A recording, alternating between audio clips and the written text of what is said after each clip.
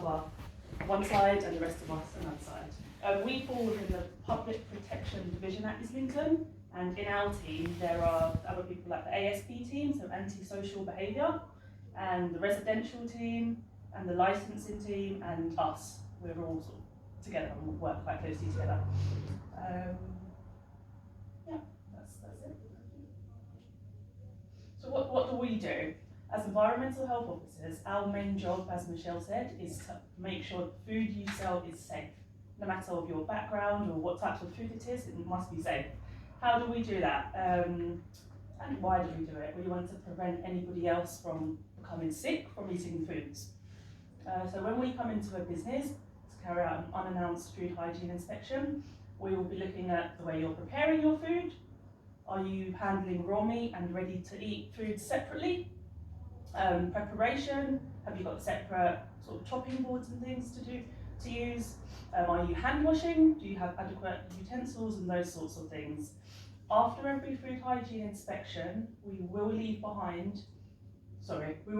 you after, but also talk with you while we're there about what it is that we need you to do to be compliant with the law. So what actions you need to take, and we will also give a time. So we will agree maybe 2 weeks for a wash hand basin, or 4 weeks for a wash hand basin, all that sort of thing. So before we leave, you will know what it is. And then following on afterwards, you will also receive an inspection report, which will have the things written down. So if there's anything you don't understand during your inspection or afterwards, do get in contact with us so we can agree extra time, hopefully, or just let us know. Don't leave it, because that's when things get worse. Yeah. Okay. So yeah, overall we advise and we educate food businesses to help them to be compliant. Moving on to food standards. Food standards is incorporated in our food hygiene inspection, so we do it at the same time. Food standards covers things like allergens. So have you identified the main 14 allergens in the foods that you're selling? Labelling, have you labelled the foods properly? If you're saying maybe foods are halal or homemade, are the foods actually halal, and what proof or evidence do you have that they're halal or anything like that? Okay, health and safety at work.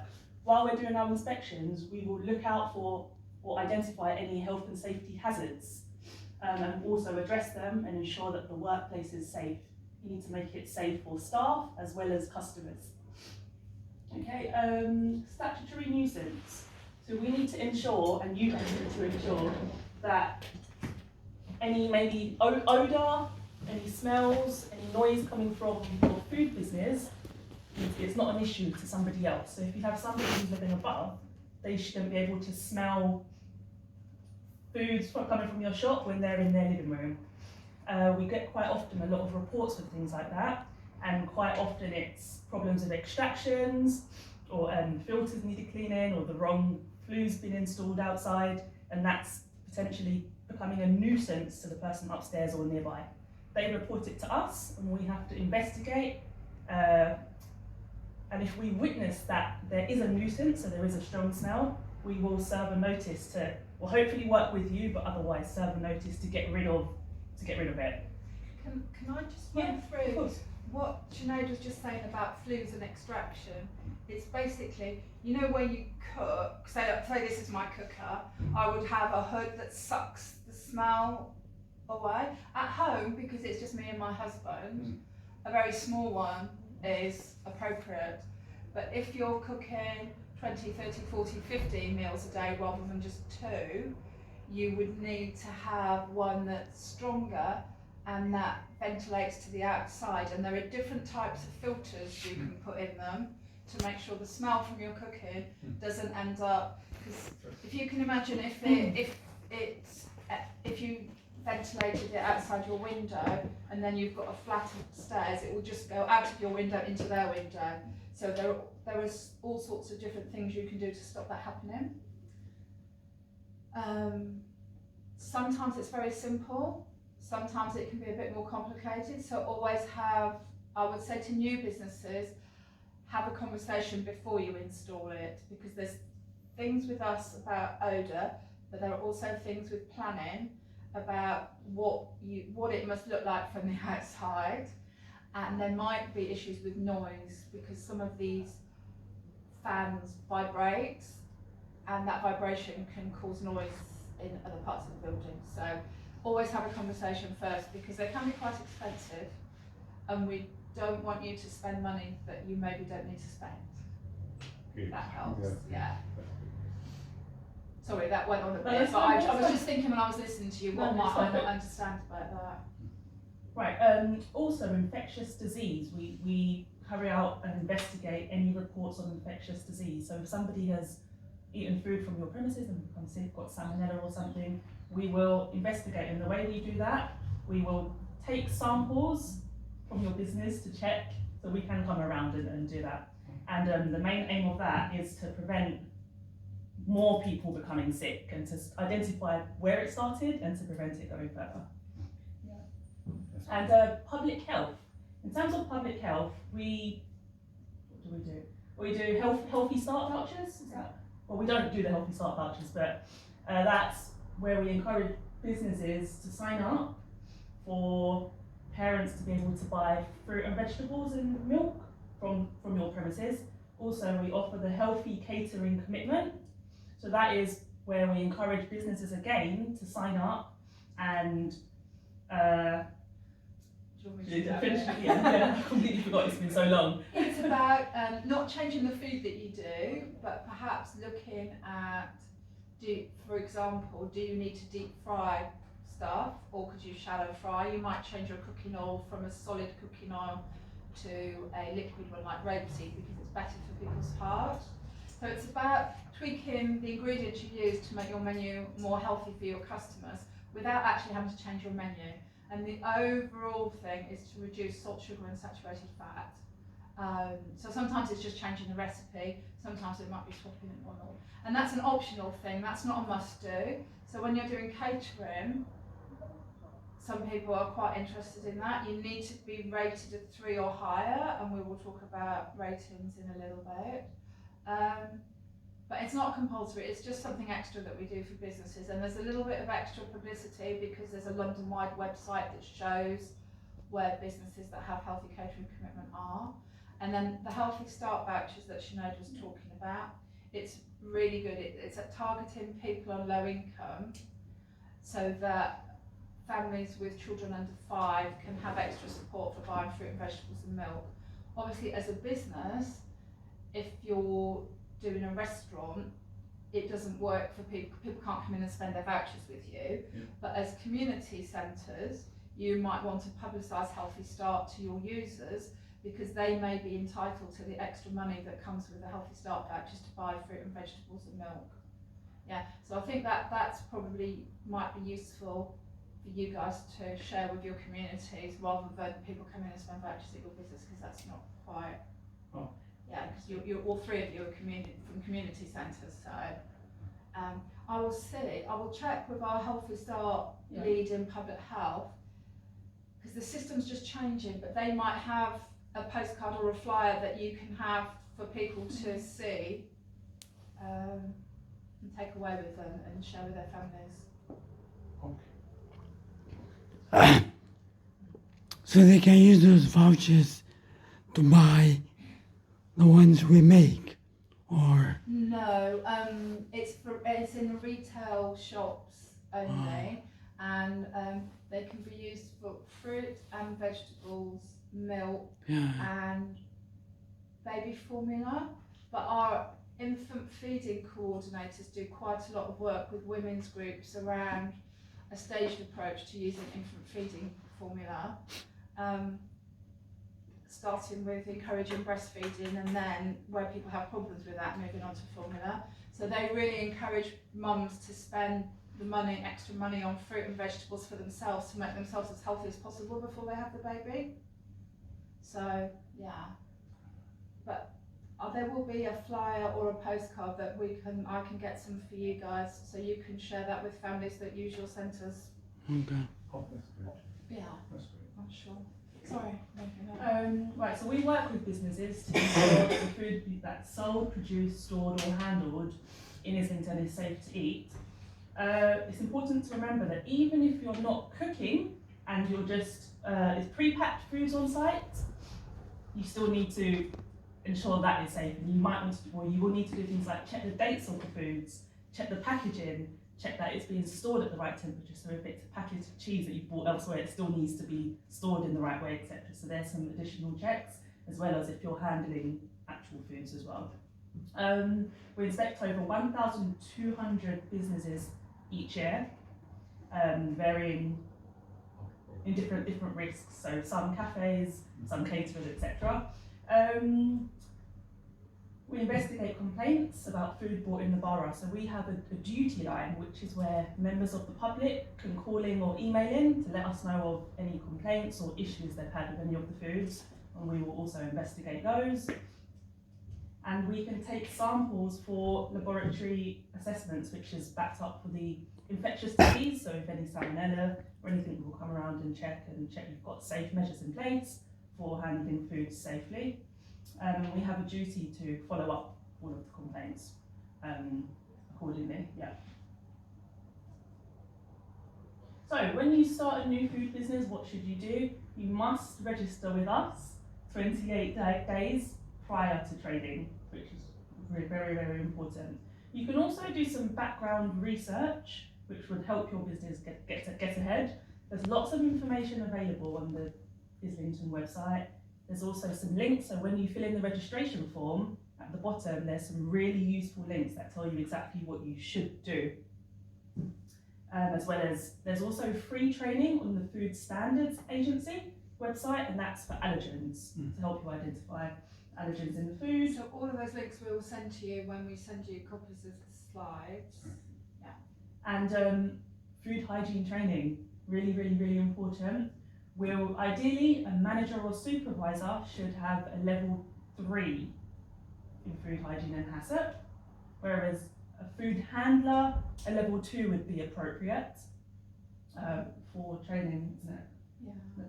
So for example, with a cafe here, how many people work in it when it's open? This cafe. Yeah, just if we just use it as an example. 2. No, 3. hardly any people come actually. They don't come in yet. Yeah. Only. So this will be a good plan, won't it? And where you're thinking of having a small cafe in your centre, the good plan would be to get somebody to do the level 3, because some of the documents that we talk about later on, you might need that little bit more advanced training. However, if somebody has an interest and some previous knowledge about food safety, it might be that you don't need somebody to have level 3 if you can demonstrate that you can still do the same things without it. So if one of the biggest issues that people struggle with is documented food safety management system. Don't be put off by the name. It sounds quite long-winded, but you can make it very simple. But understanding how to put what you know about food safety into that document to show that your business is operating safely is sometimes what people struggle with, particularly if you don't mind me saying when English isn't their first language. So sometimes a little bit more training in that area can help them fix that problem. But if you're into documents and you know how to change information from one format into another to make it, rather than just an idea in your head, a list of things that somebody that works in a business must do, you can do that yourself. So the idea is that if you can't do that, you need to do more training. The level 3 thing, is it online or you have to? There's a variety. Level 2, which is for all food handlers, you can do that online or you can do that in person. City and Islington College on Blackstock sometimes runs level 2s. We don't at the moment. Level 3, I don't think you can do level 3 online, can you? Or can you now? You can now. Yeah. Things have changed since lockdown. So there's much more online. can you start from level 3 straight away without going through. Probably You makes probably more could- sense to do level 2 first. It depends on your background. If you've got a background in food businesses, you could probably go straight into level 3. Mm. If you've got no previous experience with food, I'd suggest you do level 2 first, like Sinead says. Okay. Yeah. What was I just going to say? I thought of So, something there. Michelle, now we have the cafe, for example, okay, it's Yeah. in EU, and this cafe is below in the community center. And maybe it's not walking too much, 2 people also on walking, and gentleman is professional for coffee or something like that. So now we start from the level 2 or level 3, for example, that's number 1. And the other business, for example, the food, the restaurant that cooking meat, rice, plus or something like that, is the same or a little bit different cafe? For a cafe doing it, so are you only ever going to do coffee and tea? Only here? cafe, yes. Only coffee and tea. And bakery sometimes. Level 2 will be fine. You don't need to worry about level 3. Oh, that's good. When you start to do food, if you ever start to do food, then level 3. But for a restaurant, say for example, some of the restaurants we were going to be invited but haven't arrived yet, say Zamzam's Manadiri, they ideally should have done level 3, because universally the thing that people struggle with is this concept of identifying the biggest risk in their business, working out what controls they need and how they're going to monitor that, and then getting that into some sort of documented system that they can use like a diary to show they've done it. And there is a template online which we will send you the link to that you can use, and we've got a hard copy for you to have a look at the end if you're interested, or whenever you like, if you're interested. But it is the thing that people struggle with, and it's not always the language issue. People whose first language is English struggle with it sometimes, because in my head I think when I'm talking to people about it, people are either quite good at doing that, getting things into a document and having a system, or they carry it all around in their head and they never put anything on paper, and it's really hard for those second lot of people to. But the law is it has to be documented, it has to be written down. From our perspective, you can write it in any language you like, it doesn't have to be in English, providing when we come in to visit the business, businesses can explain what they're doing and match their processes to their document, if that makes sense. Yeah. Yes, Yeah. definitely makes sense. But it's often much easier for people, particularly if you have, say you might have a manager, and then you might have 2 or 3 people working in the kitchen. It's quite common for the manager and maybe one other person to have a very good understanding, but the other 2 people not so good. So it's really important that the document is in a language that they can understand, so that if the manager's out for the day, then they know what they're doing. Does that make sense? Yeah. I think it's the same, we are the same, we're just in selling the coffee and the tea, the same, Sure. similar. So I think if we The have community at the centre. moment the community centre level 2, We'll be fine, that it'll should be fine. Yes, yes, yes. But it also will stand you in good stead for moving forwards. If you start to think, if you're thinking about maybe if it gets busier, we will do other things, Yeah. or maybe you have people who own businesses coming into your centre to use your centre, and you can share the information with them. Yeah, I think it would be very good. that's right. Yeah. That's good. So it's also important to remember that even if you're cooking food at home and selling it to a business, so if you're cooking foods at home, you're classed as we call you a home caterer, you still then need to register. And if you're getting food, so selling food in your shop from another business that's preparing food at home, you need to have a record of who they are. Yeah. You need to comply with the relevant legislation, so as well as Register, what do you mean register, for example? Register with the council, or how they register? register with the council. So there is a link. I will send you the link in how to register, because even just doing the tea and coffee, you register. Yeah. But you won't get inspected very often if you just do tea and coffee. Oh. But if you change your plans and you decide you're going to start doing some food, you can call one or other of us for some help. And you need to let us know if you're going to start serving food, basically. That's Straightforward. That's good, thank you. That's fine. So as well as registering with us, you also need to ensure that you're complying with other bits of legislation. So if you're making any changes to the building structurally or putting extraction systems outside and things like that, you need to check you've got planning permission for that. If you want to start selling alcohol, you need to ensure you've got the right licensing to do that. And then emergency planning, I always forget what emergency planning's for. Well, in its most basic format, emergency planning is for stuff like if there was a gas explosion or a gas leak and you had to evacuate the premises, and perhaps people would have to be out of their homes for a while, we'd set up a temporary rest centre for them. But for a business or community centre, it's about something that they talk about called business continuity. So for example, in here, if it was, say this was winter and it was quite dark outside and you had a power cut, how would you make sure everybody here was safe? Do you have a plan for how you would evacuate the site if there was a power cut? If there was a fire in the London Fashion Centre, for example, have you got a plan for how to evacuate us out of the premises? It's more about business continuity. And then if the power cut was to last for 2 weeks, what would that mean for your community centres? Would you have to stop operating, or is there somewhere you could operate not at the same site, or could you get a temporary power supply for somewhere?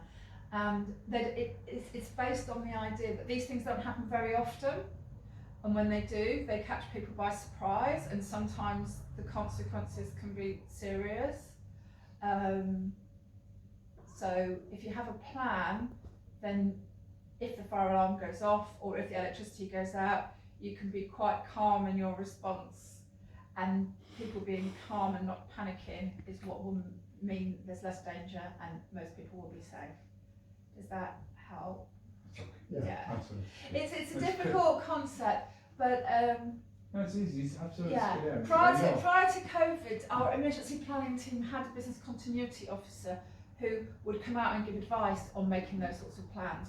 But at the moment, they don't have anybody in that post, but they might do at a later date. So you might find that you might have somebody offering to give you help with that. But it's quite, if you just think of all the scenarios that might affect your business, I'm not sure, where's your community centre? It's Me is South Sister Road.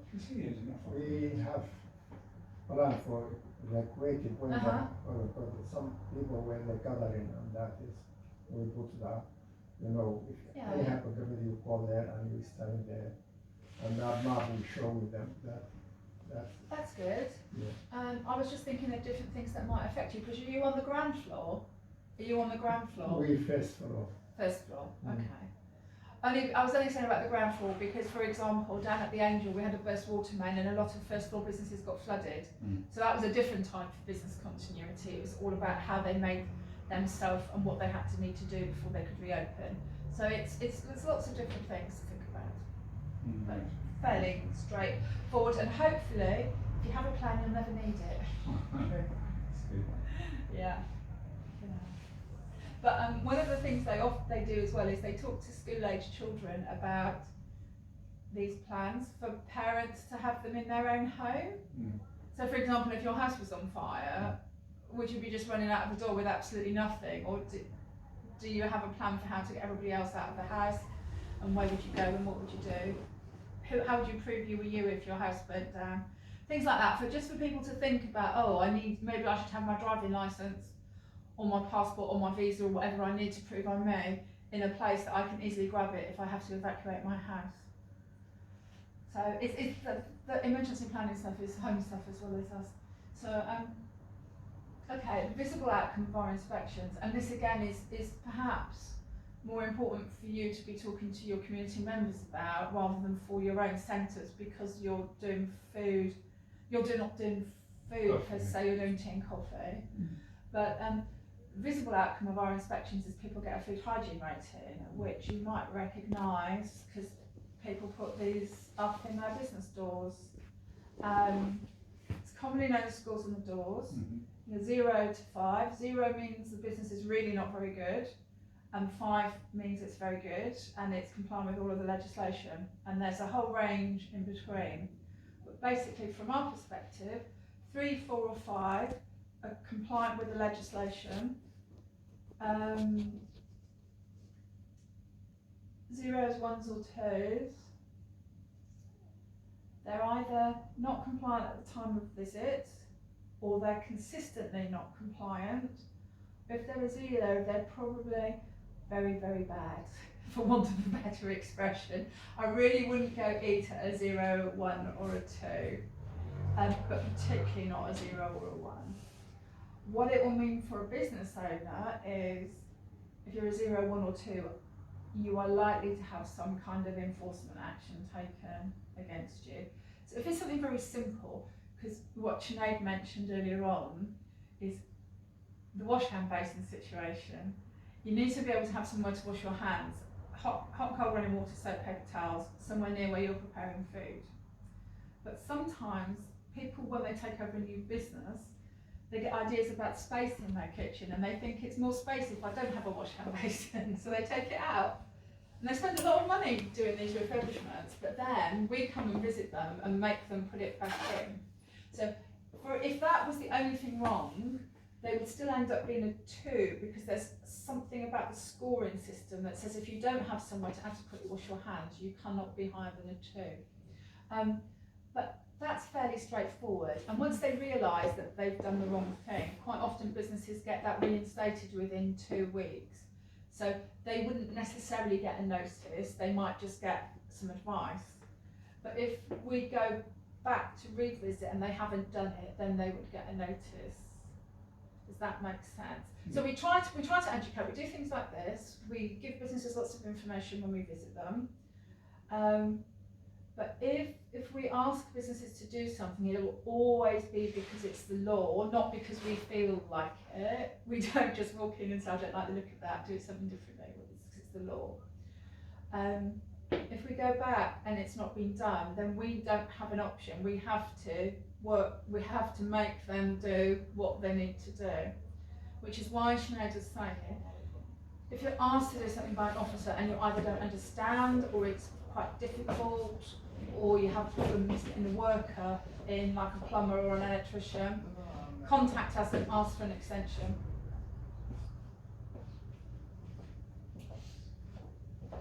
But I know what happens with businesses. Just a question. Yeah. If the organization is 0 or 2, 0 between 0 and 2, Yeah. and they're complaining, there is no, there are some people they don't pay the note, for example, okay, and they continue this doing, what comes as a result of that? Well, first stage might be they get notice, Yeah. and then that's given a definite, say it will be an absolute 2 week, 4 weeks. If they still don't do it, they will get prosecuted, or depending on the offence, might be a simple caution. The fine can be quite a lot, £5,000 for each offence. So if you have more than one offence, it can stack up. I think our average fines tend to be around the £1,000 mark, but if you have 3 or 4 things wrong, it would still be £3,000 or £5,000. Sadly, and we have had a handful of businesses where this has happened, if they still don't do things properly, or maybe they do things properly for a bit and then they go back to doing the bad things, if we prosecute them the second time, the court can prohibit people from running a food business. So they might say, Sinead's Cafe, she had mice last time I went there, so I served her a notice to sort her mice out. I've come back this time and she's got cockroaches instead. Serve her a notice, she doesn't sort those out, so I've prosecuted her for the mice. I go back and prosecute her for the cockroaches. The court, we can ask the court to say, well, Sinead, that wasn't very good, was it? You've been prosecuted twice now for quite similar offences, so you're now prohibited from running a food business for 2 years, 4 years, depending on how serious the offences are. But normally it's 2 years is what we normally would get. And then that Sinead wouldn't be allowed to be running a food business or be involved with the food business for those 2 years. But that, that very rarely happens. Most people, we go and inspect them. we have a conversation about what's wrong, we give them the works they need to do, and they do most of it or have a go at it by the time we go back and revisit. And there might be things that are outstanding because they didn't understand, or they booked a plumber and he didn't come, and we give them much of a bit of an extension, providing they can show they've made an effort to start it. And that, for most people, is it. And then it's like a pyramid. You start off with a lot of people at the bottom, so a lot of people have that scenario, and then the next lot might have a notice. But the notice is a bit frightening because it's very formal, and that makes them think, oh, I've got to do it, so they do it. And then you get a much tinier layer who get prosecuted for not doing it, and then right at the top you've got that very, very tiny bit at the top, which is the people that get prohibited, and we've maybe only had 3 or 4 in the borough in the last 10, 12 years. But you don't want to be, or somebody you know doesn't want to be that business that is famous for being prohibited from running a food business, because, you know, customers won't want to go there, and it might be in the press or on the web pages, and it's not very nice. And we don't want that. Ideally, we want us to go have a conversation with the business, and then we come to an understanding about why they need to do what they've got to do and why it's safe. Which is why the training that Sinead was talking about is important, because if you do the level 2 training, you'll understand why some things are safe and some things are not safe. Yes. Yeah. So for these, not everybody displays the stickers in the door. As you can imagine, not many of our 0s, 1s and 2s put a 0, 1 or 2 in their door because they don't want their customers to know. But lots of our 3s, 4s and 5s do. So it's becoming more of a thing for people to look, and if you're not displaying your sticker, they think, why aren't you displaying your sticker? And the commonest reason is because you're a 0, 1 or 2. But also people go on the website. If they're going to go and eat somewhere, quite often they go on the website, which we will put a link in our email, and you can look up any food business in the whole of the country and see what it's rated as. So it's quite I'll go through all of this. Some of it might be you'll just think it doesn't apply to me because we're only doing tea or coffee. If we run through it, then where you might have people using your centres who are food business owners, you will have ideas to maybe share with them. Yeah. So with the ratings, some of what we look at during your inspection doesn't affect your rating. So for example, teas and coffees, very, very simple. Doesn't affect your rating. You can't control what you do. You are a tea and coffee retailer. People who are hospitals or care homes, they're a higher risk, but it doesn't affect their rating. They're a higher risk because of the people who eat there being elderly or ill already, but it doesn't affect their rating. Manufacturers, they have thousands and thousands of customers where you might only have 30 or 40 a week or a day. But again, that doesn't affect their rating because it's out of their control how many customers they've got. What the part of our visits that do affect the ratings are, just in case, apart from the tea and coffee, you decide to serve not like proper food, like let's say, falafel and the samosas, stuff like that. From like a snack Food. Yeah. Yes. So what do you need? Okay, you will fall into the same kind of category as a cafe. Okay. So for example, just tea and coffee is very, very low risk, but a cafe, say doing cakes, falafel, samosas, sandwiches, Yes. will still fall into the risk group as a cafe. But you would still need to register, and I would say it's quite important that you get the level 2 training for people working, even if, because were you thinking you would make the samosas and falafel yourself, or will you buy them from somewhere else? We might be making it. Okay, then I would suggest at that point you need to make sure that the people doing everybody handling the food has the level 2, and that if you can't quite manage the documents without doing it, that somebody does the level 3.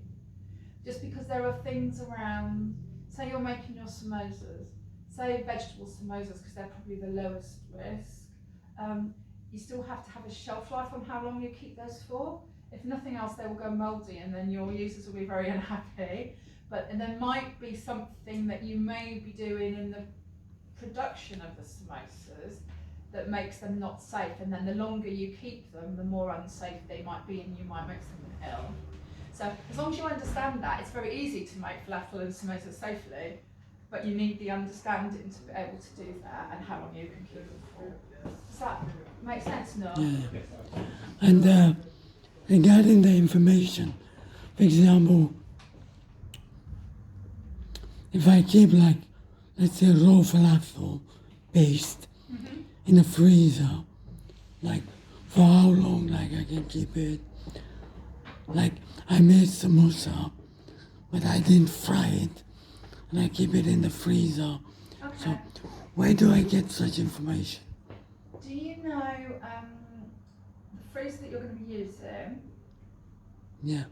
They normally have like a star system on the inside of the door, 1 star, 2 star, 3 star. Yeah. And in the information booklet, or sometimes written on the inside of the door, depending on the freezer, it will give you examples of how long products can be kept for in that type of freezer. Because it depends on whether it's a 1 star, 2 star or 3 star freezer. Okay. Yeah. But I would say, roughly, don't take this as the gospel. You know, this is not absolute. In a 3 star freezer, things like that should be safe for up to 3 months. Okay. But check what your manufacturer says on your freezer. Okay. So the things that affect your rating that we do look at inspections, separated into 3 main areas: hygiene, food safety, structural conditions, and level of confidence in management. So just quickly, So what is it? Put a dog in your freezer. What is the level of confidence? We'll come to that in a second. All right. It's kind of, it's easier to talk about them separately, Okay. slightly. So the food hygiene part of your store, you don't get a very good one if you've got a dog in your fridge, but that's just a bit of a joke. Yeah. It's things like suppliers. Who do you get your food or your produce from?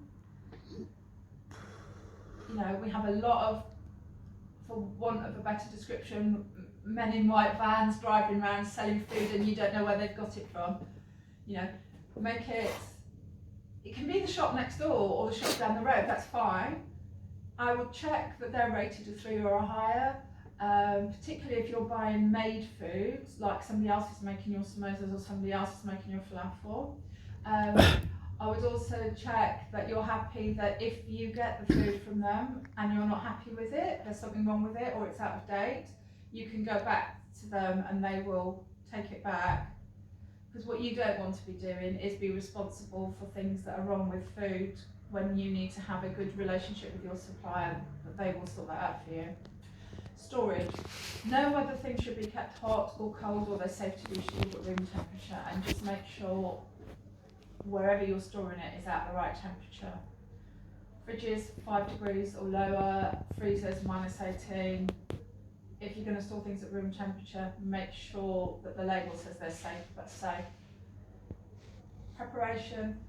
Biggest risk during preparing food is cross-contamination, and that is from handling food that might have bacteria on it, so things like raw meat, or things like if you're preparing vegetables from scratch, vegetables with earth on, that you prepare them separately and always have a good cleaning regime for preparing those and then going on to prepare the rest of the food. So you might, for example, have separate chopping boards for raw meat and ready to eat food. You might have a separate area of your kitchen. It's, you know, there are lots of different ways to organise that. Cooking, that you make sure it's safe, that it's cooked through and it's cooked for the right temperature and for the right amount of time. If you're going to cool things down afterwards, that you try and cool them down as quickly as possible and get them into the fridge as soon as possible. Or if you're going to cook your falafels, say, and keep them hot, ready to serve, that you keep them at the right temperature. So when you do the level 2 training, it will tell you the temperature's above 63 degrees. But I don't expect you to remember that today. That will be something you go away elsewhere and learn. No, I'm recording it. But you're learning it now. No, I can replay Ah, this video. okay. But be careful what we say.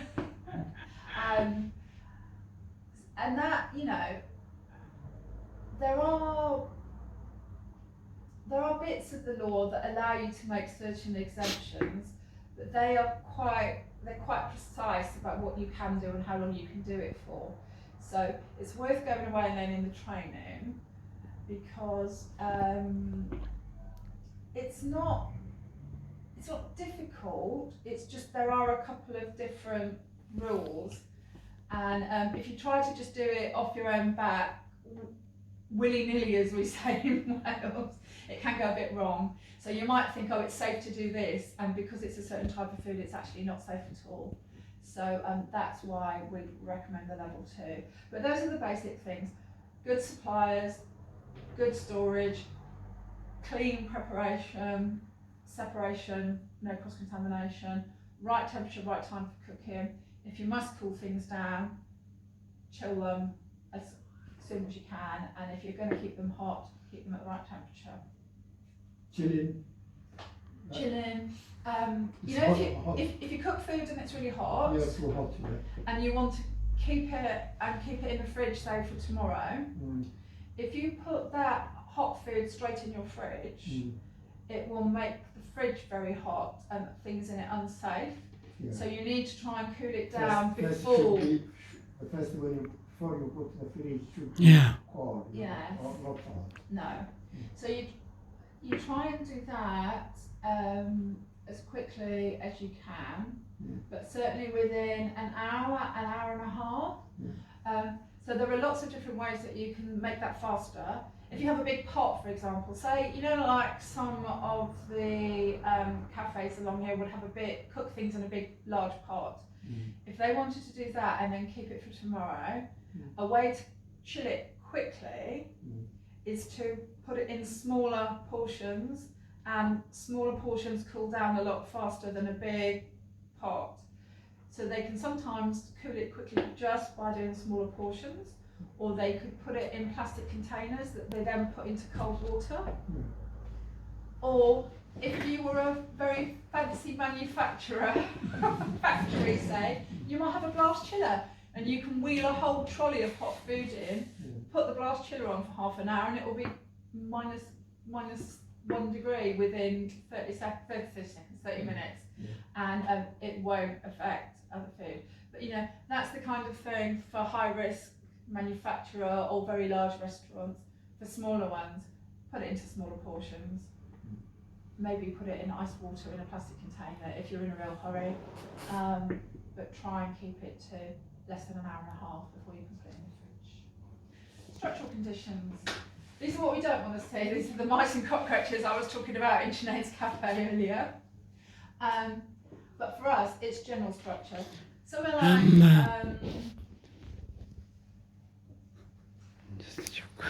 where the floors, walls are really easy to keep clean.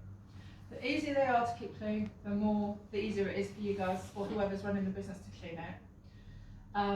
That you've got good waste management, that you've not got lots of rubbish hanging around to attract pests.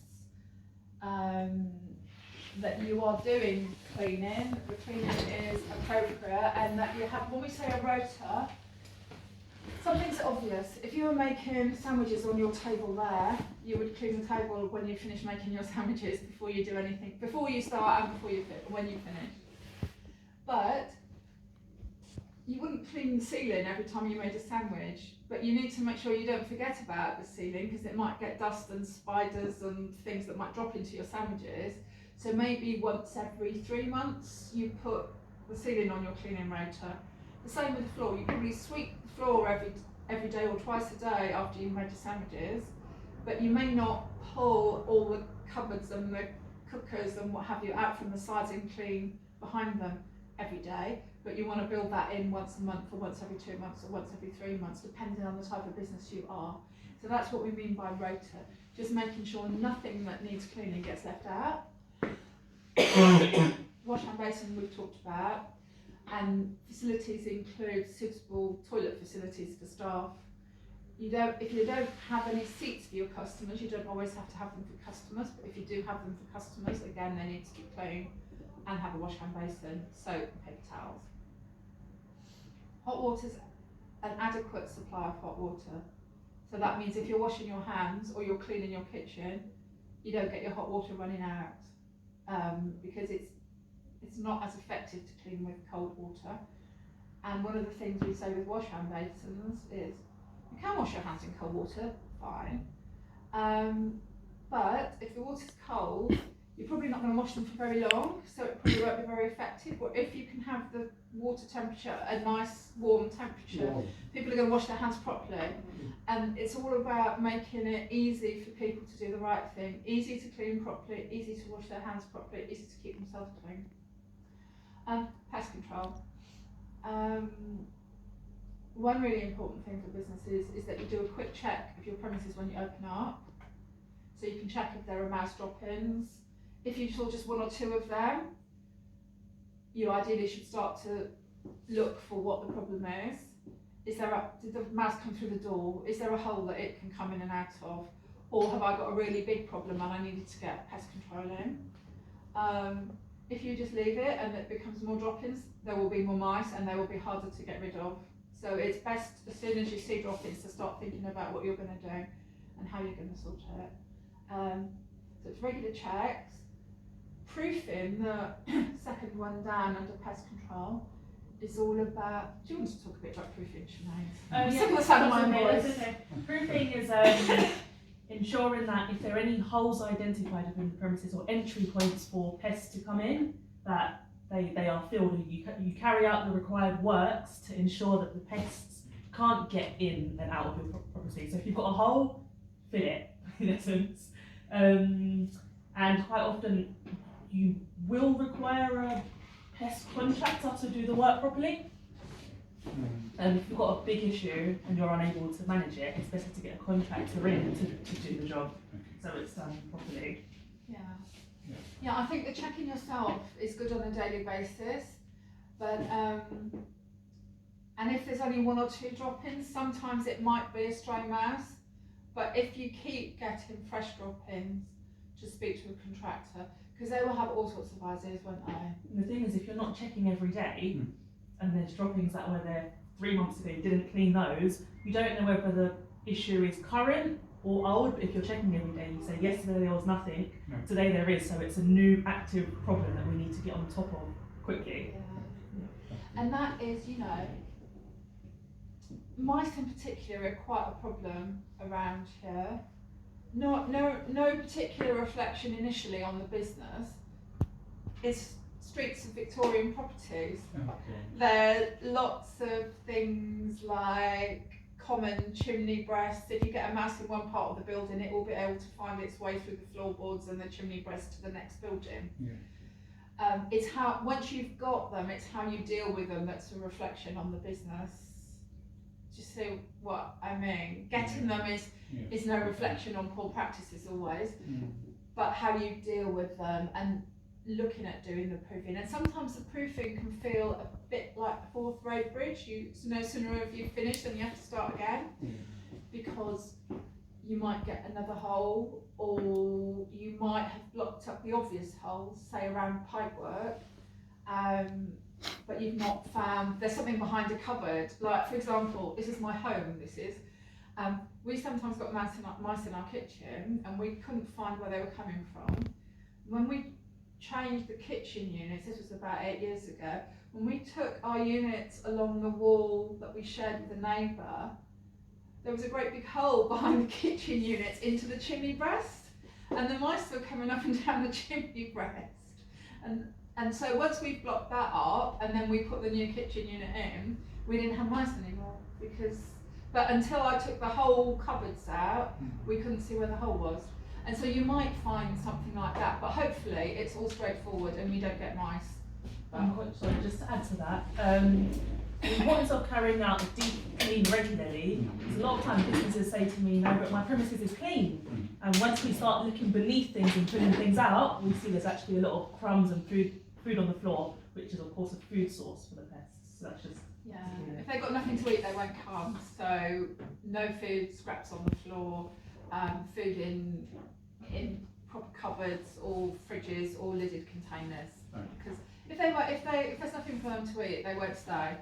Hopefully, just says optimistically. That's structural conditions, and then we move on to the level of management, as Neil asked about earlier. It's a bit of a catch-all. So it can be, when it says history, it means what have you been like over the last cycle of inspections? So you may have been a 0 historically and have gone up to a 2 maybe, and then maybe gone up to a 3.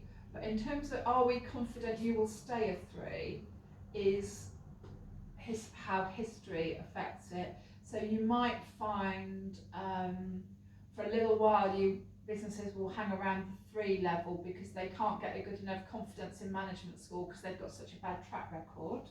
But they can work through that and get better ratings at a later date. Attitude is not about whether people like people or not.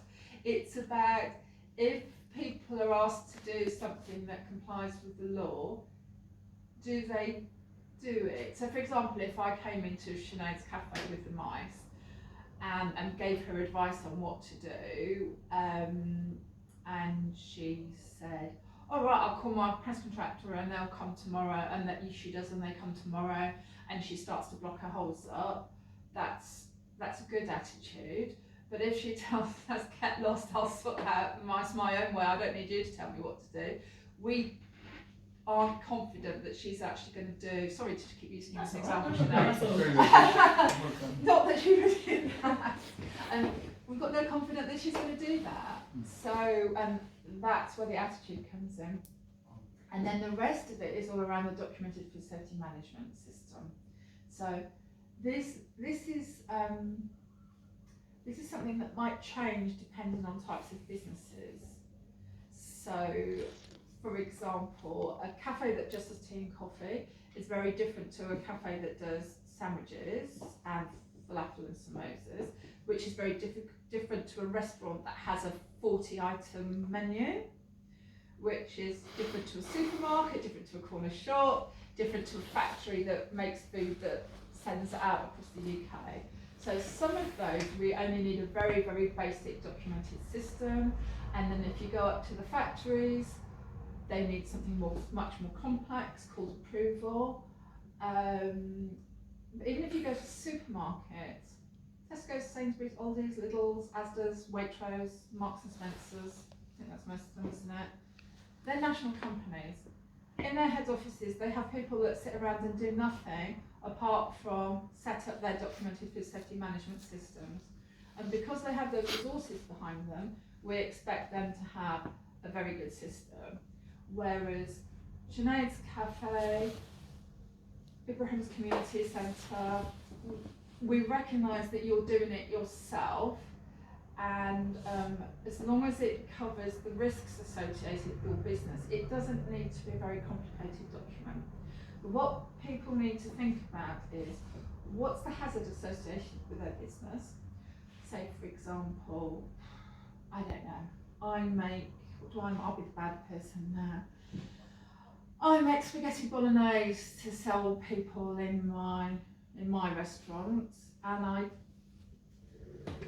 don't always cook my beef thoroughly before I serve it, so there's a risk. The hazard is that I might poison you, Farah, if you come and eat at my restaurant. So what do I do to control those hazards? And that's the identify the controls. Well, I make sure that the beef I've got is good quality to start with, so there's nothing wrong with it in the first place. I then make sure that I cook it thoroughly, so I'm not serving you raw spaghetti bolognese.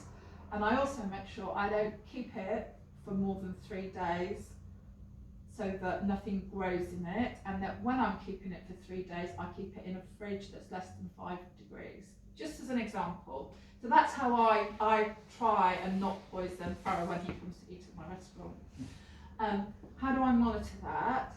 Well, I monitor, is my beef any good, by having a reputable supplier and a good relationship with them. I monitor, am I cooking it enough not to poison Farah, by checking it's thoroughly cooked and checking the temperature. Check the fridge temperature to make sure if I keep it overnight it's below 5 degrees. And then if you come in 2 days later and I cook it a second time for you, I make sure I cook it to the right, reheat it to the right temperature. And hopefully at the end of the week I haven't poisoned you and all my controls are in place because I monitored them. Then I have to record the decisions I made, not every day. So at the start, I record, that's my main hazard, and those are my controls. Then I might decide, if I monitor, it might be the fridge temperatures that I record, and we've got some examples to show you that businesses might decide to use. It might be the cooking temperatures I record. I have to keep my receipts to show where I bought my beef from. All of those things are what I record. When to review? I might review mine if I decide I'm not going to fry my spaghetti bolognese anymore, I'm going to cook it in the oven. So I'm changing how I do what I do. Or I might not cook spaghetti bolognese anymore. I might decide I'm going to serve you steak tartare, which is a completely different ball game and is a completely different review if I change my menu. And an easy way to do this in the long term for the business, particularly if you're doing the same things every day, is to, so on the bottom line where it says opening and closing checks. So things that I will do every day, I have in a list, these are my opening and closing checks, and then on the day I just tick to say I've done them. I don't need to write them down every day. So this morning, before I cooked Farah's spaghetti bolognese, I came in, I checked for pests, I checked my electricity was on, I checked my fridge was working at 5 degrees, I checked my cooker was working so I could heat it hot enough. I checked the dates on all of the foods in my fridge so I knew that what I was cooking was within date, just for an example. And then it's very easy for the business to say, when I tick these boxes, I'm ticking to say I've done my opening and I've done my closing checks, and at the end of the day the manager signs that. And all you need to write extra in there is if something goes wrong. So my fridge breaks down, so I write call the fridge engineer because my fridge wasn't working. Something like that. And central government, the Food Standards Agency, has created a template that anybody can use. You can if you're a very, very simple business, you can take bits out of it that don't apply to you. If you're a full-on cafe restaurant with 30 menu items, you can use all of it. It includes all those things we've talked about. It also includes staff records, training records, cleaning schedules, and everything like that. We will send you a link. Hello. We will send you a link to be able to look at that on the internet, or to be able to share with your group community users when we're done. Did that answer your questions, Noor, about confidence and management? Yeah. Those 3 areas: history of the business, attitude of the business owner, and then having that documentation. And we've got an example of the government template I've put. Do you want to pass that around, actually? People can have a look at that. So you can download, people can download it from the web link, and then they can fill it in as they go along. Antes que nada, hablando a tu abuela.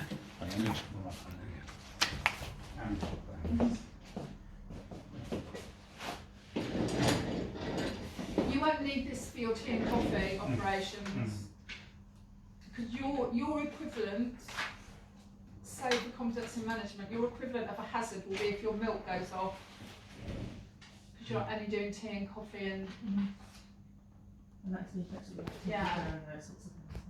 yeah. So it's very, very, very simple for what you're doing currently. But when you start doing food, sorry, shall I introduce? If we just introduce, we're kind of halfway through. Sorry, that's. So I'm Michelle. I'm one of the environmental health managers at Islington, and Sorry, I'm Sinead and I'm a senior environmental health officer